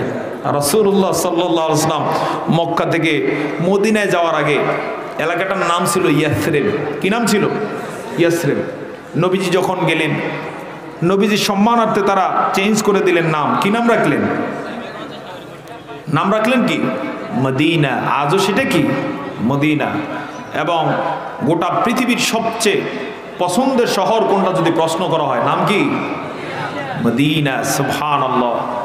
এই মদিনা তিনি সাজালেন এইভাবে যে এই সূরা যখন নাজিল হয়ে যায়, এই সূরার বক্তব্য জাতির উদ্দেশ্যে তুলে ধরলেন, জানালেন এই পৃথিবীর জীবনই আসল জীবন নয়, আরেকটি জীবন রয়েছে। কোথায়? মৃত্যুর পরে এই দুনিয়ার জীবনের শেষ যে জীবনটা শুরু, সেটাই হচ্ছে ইয়াউমুত তাগাবুন। সেদিন জিতে যাবে তারা যারা ঈমান আনবে আর সৎ কাজ করবে। সৎ কাজের ক্রাইটেরিয়া বলে দিলেন যে সেখানে রেষারেষি করা যাবে না, মারামারি করা যাবে না। তোমাদের মাঝে আগের যে পিটাপিটির অভ্যাস ছিল এগুলো বাদ দিতে হবে। সাহাবায়ে কেরাম মেনে নিয়েছেন নাকি নেন নাই? এত আস্তে কেন? সাহাবায়ে কেরাম মানলেন নাকি মানেননি? এমন ভাবে মেনেছেন, আপনারা ইতিহাসে পড়ে থাকবেন, জেনে থাকবেন। ওখানে দুইটা বংশ ছিল, একটা ছিল আওস আর একটা কি? খাজরাজ। এই দুই বংশে মারামারি সিলসিলা এত ভয়াবহ ছিল, শত শত বছর পর্যন্ত মারামারি চলতো। কিভাবে? বাবা তার সন্তানকে মরার সময় ওসিয়ত করতো যে আমি তেমন একটা কিছু করতে পারি না, তোকে দায়িত্ব, বাকি মারামারি তোরা চালিয়ে যাবে। সন্তানরা এরপরে বড় হয়ে চেষ্টা করেছে, তারা মরার সময় আবার পরবর্তী জেনারেশনকে এইভাবে চলছে আবাদান আবাদা। নবীজি যখন বলেছেন এগুলো বাদ দিতে হবে, তারা বাদ দিয়ে পরস্পর ভাই ভাই হয়ে গেলেন। এত আস্তে জবান ছেড়ে বলুন না সুবহানাল্লাহ। ভাই ভাই হওয়ার কারণে লাভ হলো না লস? আস্তে বলুন না, লাভ না লস? তারা ইমানে আমলে প্রস্তুতি নিলেন, আল্লাহর জান্নাতের মেহমান হয়ে গেলেন।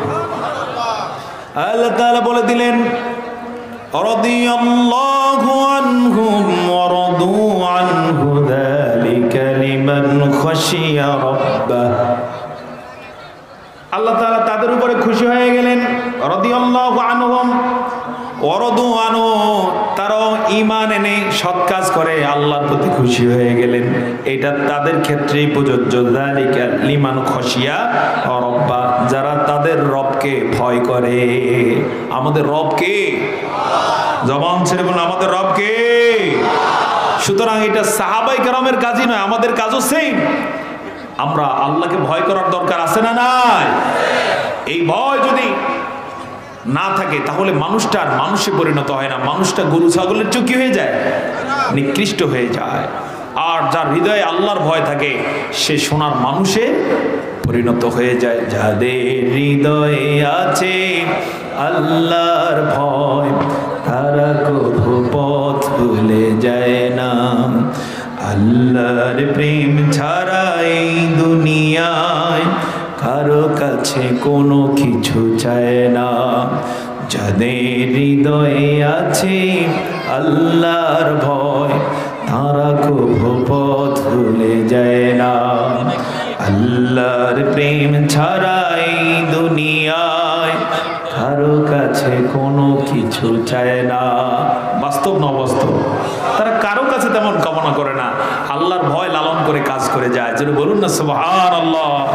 তারা শীতের ভোরে আরামের বিছানাটাকে হারাম করে দিয়ে, কখনো ঠান্ডা পানি, সম্ভব হলে গরম পানি দিয়ে উজু করে কোথায় চলে যায়? অভ্যাস আছে তো? কোথায় চলে যেতে হবে? মসজিদে। তারা সেজদা দিয়ে তৃপ্তি পায়। হতে পারে সেটা নরম বিছানা অথবা হতে পারে ঠান্ডা বিছানা, কোনো অসুবিধা নাই। সেজদা দেয় প্রশান্ত চিত্তে, এবং তারা জানে এর বিনিময়ে জান্নাতে আছে না নাই? আসতে বলুন, আছে না নাই? এক্ষেত্রে আপনাদের কাছে আমি জানতে চাই, ফজরের অভ্যাস আছে তো? এমন কেউ তো নাই যে ফজরের অভ্যাস নাই।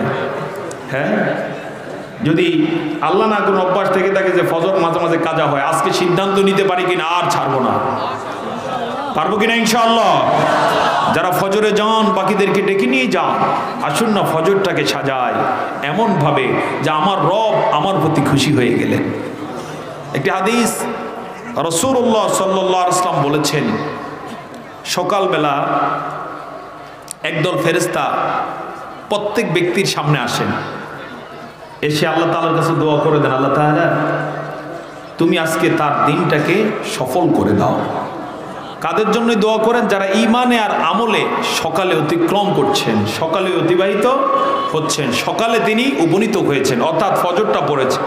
পক্ষান্তরে ফজর বলল না, ফেরেশতা তো ঠিকই এলেন, এসে লোকটাকে কি পেলেন? হ্যাঁ, ঘুমায়। কি করে? ঘুমায়। তখন ফেরেশতা বদদুয়া দিয়ে দেন, আল্লাহ ওর আজকের দিনটা তুমি কি করে দাও?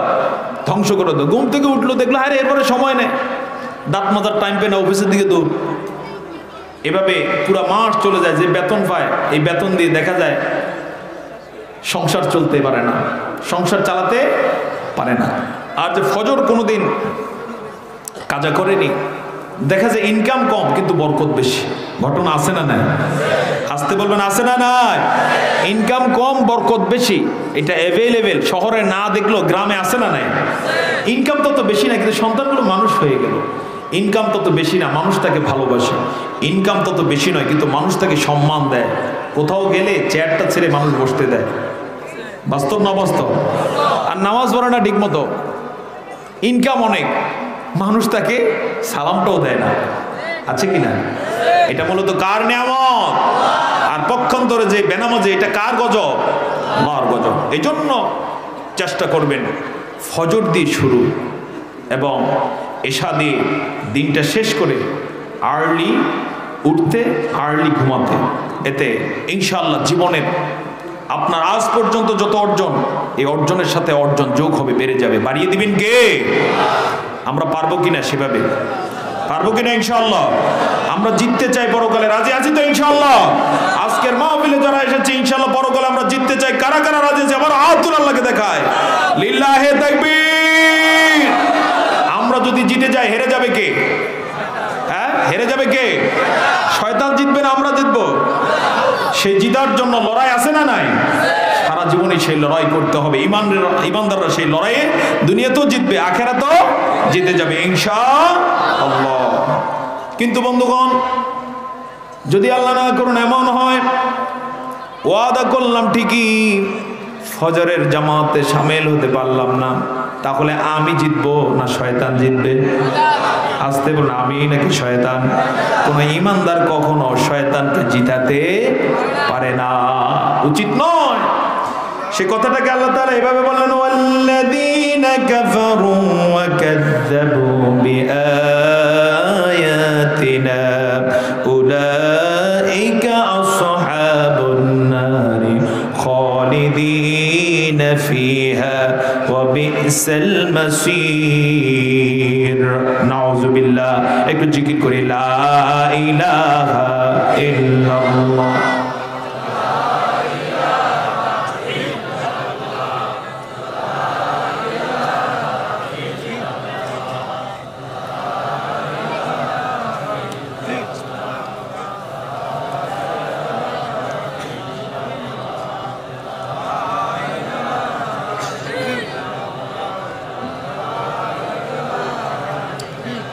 সুবহানাল্লাহ ওয়ালহামদুলিল্লাহ লা ইলাহা ইল্লাল্লাহ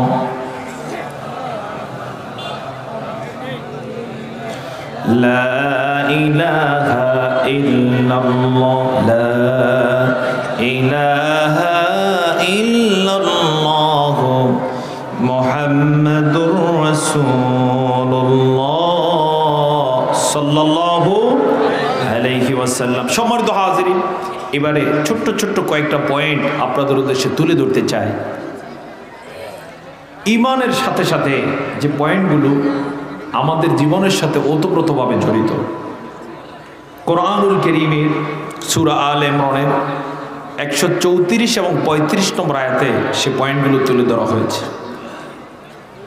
জান্নাতুল ফেরদাউস যারা পাবেন, বিশেষ করে সবচেয়ে বড় জান্নাত যারা পাবেন, ওই দুই আয়াতে তাদের বিবরণ আছে। সেখানে 5টা কথা তুলে ধরা হয়েছে। কয়টা শুনতেছেন আপনারা? কয়টা? খুব টেকফুলি রিসিভ করতে চেষ্টা করুন, কান খাড়া করে শুনুন। 1 নম্বরে, সবচেয়ে বড় জান্নাতটা পাবেন তারা যারা সচ্ছলতা এবং অসচ্ছলতায় আল্লাহর পথে দান করবেন। কার পথে দান? তিনি সচ্ছল হলেও দান করবেন, না থাকলেও কি করবেন? দান করবেন। কথাটা একটু সহজ না জটিল? হ্যাঁ, সহজ, কিন্তু মনে হচ্ছে কি জটিল। একটা বিষয় আপনাদের উদ্দেশ্যে তুলে ধরতে চাই। অর্থনীতিবিদ যারা আছেন আমাদের দেশেই ধরেন, অর্থনীতিবিদদের বক্তব্য হলো যে থাকলে দান করবা, না থাকলে কোত্থেকে দিবা? না থাকলে তো দেয়া যায় না। আর ইসলামের শিক্ষা হচ্ছে তোমার যদি নাও থাকে, যা আছে সেখান থেকে দান করবা, তাহলে তোমার ইনকাম বেড়ে যাবে। একজন সাহাবী একদিন এলেন নবীজির কাছে, এসে বললেন, ইয়া রাসূলুল্লাহ, আমি বড় অভাবে আছি, কি করব? রাসূলুল্লাহ সাল্লাল্লাহু আলাইহি ওয়াসাল্লাম বললেন, দান করো। কি করো? দান করো। নবীজি বলার সাথে সাথে তিনি চলে গেলেন, স্ত্রীকে গিয়ে বললেন, নবীজির কাছে গেছি সমাধানের জন্য, তিনি বলছেন দান করো। স্ত্রীর সাথে সাথে বললেন, ঠিক আছে, কি আছে? খুঁজে খুঁজে দেখলেন, হ্যাঁ, দান করার মতো কিছু পয়সা আছে। তিনি দান করে দিলেন, কিন্তু অভাব তো দূর হয় না। আবার গেলেন নবীজির কাছে, গিয়ে বললেন, ইয়া রাসূলুল্লাহ, অভাব এখনো দূর হয়নি। নবীজি বললেন, ঠিক আছে, দান করো। সাহাবী আবার এসে স্ত্রীর সাথে পরামর্শ করে বললেন, নবীজি তো আবারও দান করার কথা বললেন। স্ত্রী বললেন, নবীজি যেহেতু বলেছেন, নিশ্চয়ই দান করার মতো কিছু না কিছু আমাদের কাছে আছে। খুঁজে খুঁজে দেখলেন, হ্যাঁ, দান করার মতো জিনিস এখনো আছে, সেটাও দান করে দিলেন। একটু চিন্তা করুন তো, যদি আমাদের ক্ষেত্রে হইতো আমরা কি করতাম? হ্যাঁ, কিন্তু নবীজি কি বলার সাথে সাথে সাহাবী মাথা পেতে মেনে নিয়ে এসে খোঁজাখুঁজি করে দান করে দিলেন। কিন্তু তখন অভাব দূর হয় না। আবার গেলেন, নবীজি আবার একই কথা বললেন। এবার সাহাবী এসে অনেক খুঁজে দেখলেন, হ্যাঁ, দান করার মতো এখনো কিছু রয়ে গেছে, সেটাও দান করে দিলেন। কিন্তু সেদিনের রিপোর্ট হলো, একজন এসে বললেন, অমুক, আমি আপনার কাছ থেকে কিছু ঋণ নিয়েছিলাম, এতদিন দিতে পারি না, সামর্থ্য ছিল না, তো আমার সামর্থ্য হয়েছে, আপনার পাওনাটা আপনি বুঝে নেন। ভাগ্য কি হয়ে গেল? পরিবর্তন হয়ে গেল। অল্প কয়েকদিনের ব্যবধানে অভাব দূর হয়ে গেল। একদিন তিনি রসুলের জন্য উপহার কিনলেন, সেটা নিয়ে নবীজির কাছে এসে হাজির। এর আগে 3-3 এসেছেন বিমর্ষ বেজার মুখ, কিন্তু আজকে এসেছেন প্রফুল্ল চিত্ত। নবীজি দেখেই বুঝতে পারলেন কিছু একটা হয়েছে। তিনি নবীজিকে সালাম দিয়ে বললেন, ইয়া রাসূলুল্লাহ, আমার ভাগ্য পরিবর্তন হয়ে গেছে। জবানটা ছেড়ে বলুন না সুবহানাল্লাহ। তাহলে মানুষের শিক্ষা একরকম, আল্লাহর শিক্ষা আরেক রকম। সচ্ছল হই অসচ্ছল হই দান করতে হবে। তাহলে দানের বরকতে সচ্ছলতা দান করবেন কে? আর এটা কেউ পারুক আর না পারুক, সবচেয়ে বড় জান্নাতে যারা যাবেন এটা তাদের পরিচয়। বল আল্লাহ তাআলার ভাষায়, আল্লাযীনা ইউনফিকুনা ফিস সাররাই ওয়াদ-দাররা। মুত্তাকি ব্যক্তির তথা সবচেয়ে বড় জান্নাতে যে যাবে তার 2 নম্বরের পরিচয়, ওয়াল কাযিমিনাল গায়জ, তারা তাদের ক্রোধ সব সময় নিয়ন্ত্রণে রাখে। রাগ নিয়ন্ত্রণে রাখে। রাগ মানুষের শরীরে আছে না নাই? আচ্ছা বলেন তো, সমাজে সবচেয়ে বেশি রাগী কারা হয়? হ্যাঁ, আমার দৃষ্টিতে যারা একটু মুরব্বী হয়ে যান রাগ একটু বেড়ে যায়, কারণ অনেক ঘাত প্রতিঘাত সইতে সইতে তারা কি রাগী হওয়াটা অস্বাভাবিক না, রাগ আছে না নাই? কিন্তু মুত্তাকির পরিচয় হচ্ছে রাগ থাকবে, কি করবেন সেটা নিয়ন্ত্রণ করবেন। আর রাগ যে নিয়ন্ত্রণ করতে পারে না, সমস্যা আছে না নাই? আসতে বলবেন আছে না নাই? যত মারামারি বাসা বাড়িতে স্বামী স্ত্রীর মাঝে, যত মারামারি সারাসারি, এগুলোর পিছনের কাহিনী কি? রাগ। হয় বউ রাগ অথবা কে রাগ? স্বামী রাগ। এই রাগ নিয়ন্ত্রণ করতে পারলে কোনো অসুবিধা নাই। যেমন স্বামী রেগে গেছে, স্ত্রী যদি নিজেকে নিয়ন্ত্রণ করতে পারে যে ঠিক আছে স্বামী রেগে গেছে, সে এসে দিল বা সরে গেল, তাহলেই শেষ। কিন্তু স্ত্রীও যদি রাগলো তাহলেই কি? হ্যাঁ, মারামারি। এরপরের নিউজ কি? বড় ভয়াবহ, অ্যাভেলেবেল বিভিন্ন জায়গায় নিউজ হলো আগেকার যে কোনো সময়ের চেয়ে এখন তালাকের সংখ্যা বেড়ে গেছে। তো মুত্তাকির পরিচয় যদি স্বামী স্ত্রী দিতে পারেন, কোনোদিন মারামারি তো দূরের কথা, ছাড়াছাড়ি তো দূরের কথা, বরং ওই সংসারে শান্তি নেমে আসবে। আর দুনিয়াতে শান্তি যেমন পাবে, আখেরাতে সবচেয়ে বড় জান্নাতটা তারা পেয়ে যাবে। জান্নাতে সবচেয়ে সুন্দর স্ত্রীকে পাবে। একটা হাদিসে পেলাম রাসূলুল্লাহ সাল্লাল্লাহু আলাইহি ওয়াসাল্লাম বলেছেন, যে ব্যক্তি নিজের রাগ নিয়ন্ত্রণ করবেন দুনিয়াতে, রাগ নিয়ন্ত্রণ করতে হয় কার জন্য? আল্লাহর জন্য। কার জন্য? আল্লাহর জন্য। আল্লাহ বলছেন মুত্তাকির পরিচয় হলো তারা রাগ কি করবেন? নিয়ন্ত্রণ করবেন। আর আল্লাহর জন্য যিনি রাগ নিয়ন্ত্রণ করবেন, যেদিন হার জিতের দিনে জিতে গিয়ে ব্যক্তি যখন জান্নাতে যাবে, আল্লাহ তাআলা ডেকে নিয়ে বলবেন জান্নাতের যত হুর আছে সব সামনে আসো, আসবে। আল্লাহ তাআলা বলবেন কাকে তোমার পছন্দ হয়? সে যাকে পছন্দ করবে সবার সামনে তার সাথে তার বিয়ের ব্যবস্থা করে দেবে, দিয়ে বলবেন তুমি রাগ নিয়ন্ত্রণ করেছো দুনিয়াতে আমার জন্য, তার পুরস্কার স্বরূপ সবচেয়ে সুন্দরী হুর তোমাকে দিয়ে দিলাম। সুবহানাল্লাহ বলুন। এই ওয়াজ বাড়িতে নিয়ে যেতে হবে। এখন থেকে রাগ কি করতে হবে? নিয়ন্ত্রণ করতে হবে ইনশাআল্লাহ। আল্লাহর নবী বলেছেন লাইসা শাদীদু বিসসুরআ ইন্নামা শাদীদুল্লাযী ইয়ামলিকু নাফসাহু ইনদাল গাদাব। ওই ব্যক্তি প্রকৃত বীর নয়, ওই ব্যক্তি সাহসী নয় যে যুদ্ধের ময়দানে বা কুস্তিতে শত্রুকে পরাজিত করতে পারে, বরং প্রকৃত বীর, প্রকৃত সাহসী হলেন তিনি রাগের সময় যিনি নিজেকে নিয়ন্ত্রণ করতে পারে। রাগ হলো একটা টর্নেডোর মতো, ঝড়ের মতো। ঝড় যতক্ষণ চলে বোঝা যায় না ক্ষতি কি হচ্ছে, কিন্তু যখন থেমে যায় বোঝা যায় কি পরিমাণ ক্ষতি হয়ে গেছে। আল্লাহ না করুন রাগের মাথায় যদি কোনো ডিসিশন কেউ নেয়, তাহলে ক্ষতির পরিমাণ বাড়ে না কমে?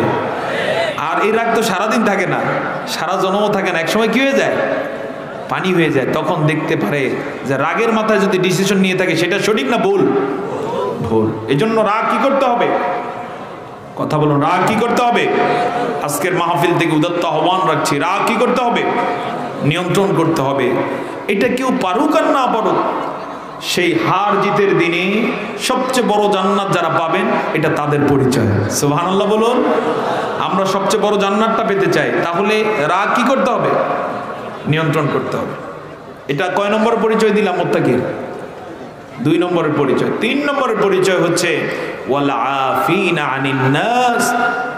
মুত্তাকির পরিচয় হচ্ছে তিনি মানুষকে মাফ করে দেন। সুবহানাল্লাহ বলুন। মানুষকে কি করে দিবেন? মাফ করে দিবেন। আপনারা শুনতে পাচ্ছেন? মানুষকে মাফ করে দেয়া সহজ বিষয় না জটিল বিষয়? হ্যাঁ, জটিল বিষয়। মুরব্বীর সাথে কথা বলে দেখবেন যে আয় ওরে মাফ করতাম না, ও আমার এই খাইছে সেই খাইছে, আমার সাথে ওর কোনো সম্পর্ক নাই, এই জাতীয় কথা বলে নাকি বলে না? এটা কোনো মুরব্বীর পরিচয় হতে পারে, এটা কোনো মুত্তাকির পরিচয় হতে পারে না। মুত্তাকির পরিচয় কি? মাফ করে দিবে। আমরা আইডল মানি বিশ্বনবী মুহাম্মদুর রাসূলুল্লাহ সাল্লাল্লাহু আলাইহি ওয়াসাল্লামকে। তার জীবনীতে মাফের ঘটনা, মাফের রেকর্ড, ইতিহাস আছে না নাই? আসতে বলবেন আছে না নাই? আবু জেহেলরা নবীজির সাথে কি বেয়াদবি করেছে। আবু জেহেলের ছেলে ইকরামা কত ভয়াবহ আচরণ নবীজির সাথে করেছে উহুদের ময়দানে। হযরত খালিদ বিন ওয়ালিদ রাদিয়াল্লাহু তাআলা পরবর্তীতে মুসলিম হলেন, কিন্তু উহুদের ময়দানে নবীজির যারা দাঁত ভেঙেছে তার অন্যতম হতাহত ছিলেন তারা। তাদেরকে কি করে দিয়েছেন নবীজি? মাফ করে দিলেন। যে মক্কা থেকে নবীজিকে বের করে দেওয়া হয়েছিল, নবীজি সেই মক্কা বিজয় করলেন। বিজয় যখন হয়ে গেল, মক্কার সম্রাট হিসেবে নবীজি এলেন। 10,000 সাহাবাই কেরাম নবীজির সাথে অস্ত্রসহ মক্কায় প্রবেশ করেছে। কাফের যারা ছিল, একটারও সাথে কি নাই সেদিন? কলিজা নাই, কলিজা শুকিয়ে গেছে। তাদের মনে পড়েছে এই মোহাম্মদকে 13 বছর মক্কায় আমরা অত্যাচার করেছি। মদিনাতে যাওয়ার পরও আমরা বদরে তাকে মারতে চেয়েছি, ওহুদে তাকে মারতে চেয়েছি, খন্দকে আমরা তাকে মারতে চেয়েছি। সে হজ ওমরা করতে এসেছে, বাধা দিয়েছি। আজকে এগুলোর জন্য যদি ধরে, একটারও কি নাই, বাঁচার উপায় নাই। কিন্তু দেখা গেল মক্কা বিজয়ের দিনে নবীজি জোহরের সালাত আদায় করলেন, জাতির উদ্দেশ্যে ভাষণ দেওয়ার জন্য দাঁড়ালেন। দাঁড়িয়ে এক পর্যায়ে প্রশ্ন করলেন, ও মক্কাবাসী, তোমরা আমার কাছ থেকে কি প্রত্যাশা করো? দিয়ে একজন কাফের ভয়ার্ত কণ্ঠে বলল, আমরা এতটুকু জানি আপনি করিম ইবনে করিম, সম্মানিত বাবা আর সম্মানিত সন্তান। নবীজির কানে আওয়াজ এলো, নবীজি সবারে অবাক করে দিয়ে বললেন, লা তাসরিবা আলাইকুমুল ইয়াওম। ও মক্কাবাসী, তোমরা আমার সাথে যাই কিছু করেছো না কেন, আমি তোমাদের উপরে কোনো অভিযোগ রাখলাম না, সবারই মাফ করে দিলাম। এই ঘোষণা দেওয়ার সাথে সাথেই মুরব্বী শ্রেণীর যারা ছিলেন লজ্জিত হয়ে চোখের পানি ছেড়ে দিলেন। আমরা তার সাথে আচরণ করেছি কি, অথচ তিনি আমাদের সাথে কত মহৎ আচরণ করলেন। নিজেদেরকে নিজেরা ধিক্কার দিলেন। এক পর্যায়ে দলে দলে সব কালেমা পড়ে মুসলিম হয়ে যায়। এরপরে রেকর্ড হলো, মক্কায় কোনো কাফের ছিল না। কয়েকজনের বিষয়ে প্রজ্ঞাপন ছিল যে ওদেরকে যেখানে পাও সেখানেই হত্যা করবে। এর মধ্যে একজন ছিল ইকরামা, সে পালিয়ে যাচ্ছিল। যার সাথেই দেখা হয় সে বলে যে আসো নবীজির কাছে, সাধারণ ক্ষমা ঘোষণা করছে। সে বলল, আমি যে বেয়াদবি করছি আমারটা ক্ষমা টমা হবে না, আমি পালিয়ে যাই। একজন বলল, আসো আমি দায়িত্ব নিলাম, আমি তোমাকে লুকিয়ে নিয়ে নবীজির কাছে উপস্থাপন করব। নবীজিকে আমি চিনি, নবীজি মুত্তাকির পরিচয়ে পরিচিত, তিনি মাফ করে দিবেন। বললো, তুমি দায়িত্ব নিছো? বললো, হ্যাঁ।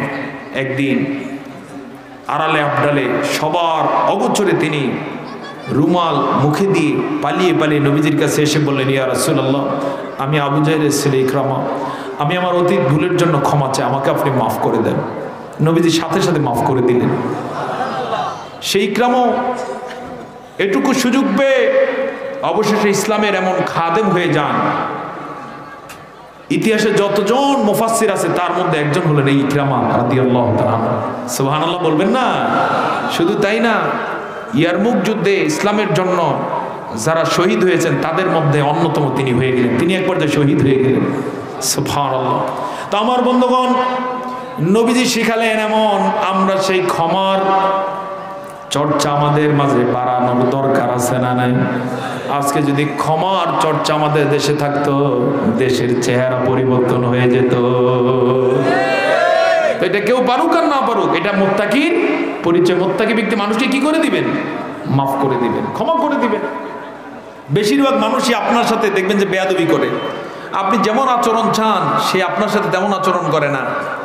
স্ত্রী হতে পারে, ভাই হতে পারে, আপনার দেশের হতে পারে, সমাজের হতে পারে, বাড়ির হতে পারে, আপনার ঘরের হতে পারে। এরকম ঘটনা আছে না নাই? বেশিরভাগ মানুষ আপনার সাথে ভালো ব্যবহার করবে না। সম্ভব হলে মাফ করে দিতে হবে, কারণ এটা কার পরিচয়? মুত্তাকির পরিচয়। মুত্তাকি ব্যক্তির 4 নম্বরের পরিচয় হলো والذين إذا فعلوا فاحشة أو ظلموا أنفسهم ذكروا الله فاستغفروا لذنوبهم ومن يغفر الذنوب إلا الله। মুত্তাকি ব্যক্তি কোনো গুনাহ যদি করে বসে, শুনতেছেন আপনারা, কোন গুনাহ হতেই পারে, শয়তানের ধোকার কারণে কোন গুনাহ যদি করে বসেন, সাথে সাথে আল্লাহকে স্মরণ করে গুনার জন্য তার কাছে মাপ চাওয়া শুরু করে দেন। সুবহানাল্লাহ। কার কাছে মাপ চাইতে হবে? আর আল্লাহ বলেন আল্লাহ ছাড়া গুনাহ ক্ষমা করতে পারে কেউ কি আছে? যত গুনাহ করছে জীবনে মাফকারী কে? আজকের আলোচনায় উদাত্ত আহ্বান জানাবো, আসুন তওবা করে জীবনের গুনার মাপ চেয়ে নে, আর করবো না। রাজি আছে কিনা ইনশাআল্লাহ? এটা মুত্তাকির পরিচয়। গুনার কাজ হয়ে গেলি কার কাছে মাপ চাবেন? আল্লাহর কাছে। এইটা বলবেন না যে গুনাহ তো হইছি, নামাজ তো ফজর পড়ি না, জোহর পড়ে লাভ কি? আসর পড়ি না, মাগরিব পড়ে লাভ কি? এশা পড়ি না, বদরের সময় যাবো কার? না, মুত্তাকির পরিচয় হচ্ছে সে গুনার কাজ করলো তাৎক্ষণিক কি করবে? আল্লাহকে স্মরণ করে মাপ চেয়ে নিবে। সুদ খেয়েছে, অবৈধ প্রেম করেছে, মিথ্যা কথা বলেছে, আরেকজনকে কষ্ট দিয়েছে, তাৎক্ষণিক কি করে নিবে? তওবা করে নিবে। এটা মুত্তাকির পরিচয়। মুত্তাকির 5 নম্বর পরিচয়টা অত্যন্ত জটিল একটা পরিচয়। আল্লাহ তাআলা বলেন মুত্তাকির 5 নম্বরের পরিচয় হলো এক গুনাহ মুত্তাকি ব্যক্তি কখনো বারবার করেন না। ওয়ালাম ইউসিররু আলা মা ফাআলু ওয়া হুম ইয়ালামুন। সুবহানাল্লাহ। মুত্তাকি ব্যক্তি এক গুনাহ, যে গুনাহ একবার করছে জেনে বুঝে ওই গুনাহ আবার করবে না। অন্যরা করতে পারে, কিন্তু মুত্তাকি যে বড় জান্নাতে যিনি যাবেন, আল্লাহকে যিনি ভয় করেন, তিনি এক গুনাহ কশিনকাল বারবার করবেন না। সুবহানাল্লাহ বলুন না। তাহলে কয়টা পরিচয় পেলাম মুত্তাকির? সবাই বলুন কয়টা? ডানের যারা আছেন আপনারা বলুন কয়টা? 1 নম্বরটা কি বলছি বলেন তো? হ্যাঁ, দান করতে হবে। কখন? সচ্ছল হলো, অসচ্ছল হলো। 2 নম্বরে বলুন একটু। মাশাআল্লাহ, মনে রেখেছেন আপনারা। 3 নম্বরে মানুষকে মাফ করে দেয়া। 4 নম্বরে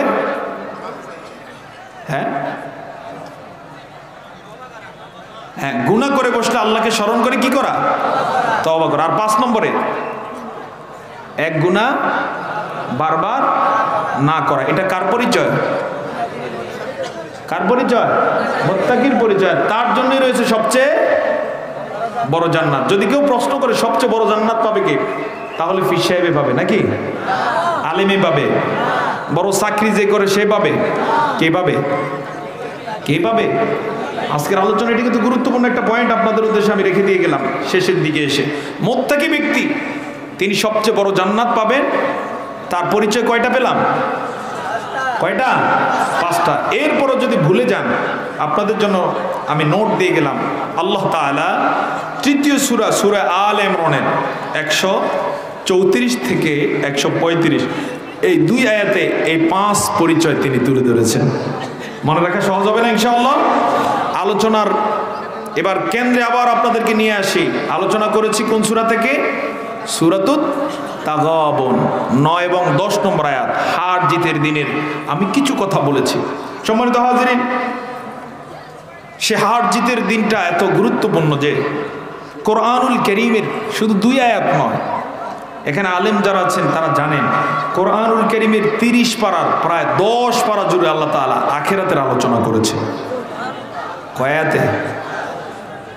30 পারা, প্রায় আল্লাহ তাআলা 10 পারার মধ্যে, সুবহানাল্লাহ, প্রায় 2000 আয়াতের মধ্যে আল্লাহ তাআলা পরকালের আলোচনা তুলে ধরেছেন। জোরে জোরে বলুন সুবহানাল্লাহ।